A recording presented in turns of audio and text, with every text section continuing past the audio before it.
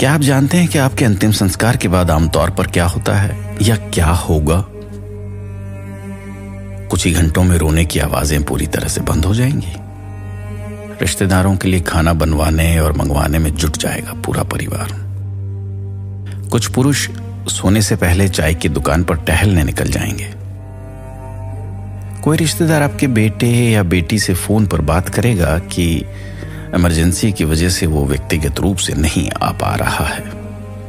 और तो और इधर आपका मृत शरीर चिता पर जल रहा होगा, उधर अंतिम विदाई देने आए लोगों में से कोई फोन पर किसी से बतिया रहा होगा, कोई व्हाट्सएप फेसबुक पर व्यस्त होगा, तो दूर झुंड बनाकर बैठे कुछ लोग घर, परिवार, व्यवसाय, खेल, इस तरह के विषयों पर चर्चा कर रहे होंगे।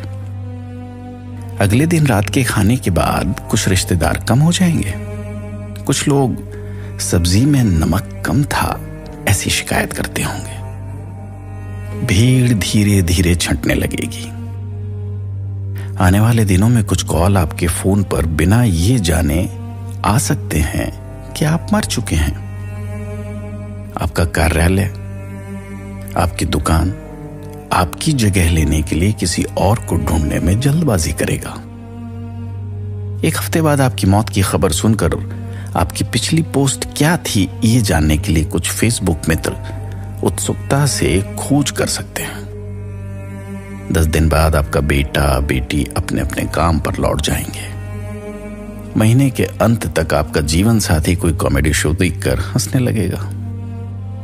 सब जीवन सामान्य हो जाएगा। आपको इस दुनिया में आश्चर्यजनक गति से भुला दिया जाएगा। इस बीच आपकी प्रथम वर्ष पुण्यतिथि भव्य तरीके से मनाई जाएगी। पलक झपकते ही साल बीत गए और आपके बारे में बात करने वाला कोई नहीं है। एक दिन बस पुरानी तस्वीरों को देखकर आपका बेहद करीबी आपको याद कर सकता है। लोग आपको आसानी से भूलने का इंतजार कर रहे हैं। फिर आप किसके लिए दौड़ रहे हैं और आप किसके लिए चिंतित हैं? क्या आप अपने घर, परिवार, रिश्तेदार को संतुष्ट करने के लिए जीवन जी रहे हैं? जिंदगी एक ही बार होती है जनाब, इसे जी भर के जी लीजिए और जितना हो सके इसके परम उद्देश्य के जितना निकट पहुंच सकते हैं पहुंचने की कोशिश कीजिए, यत्न कीजिए, प्रयास कीजिए।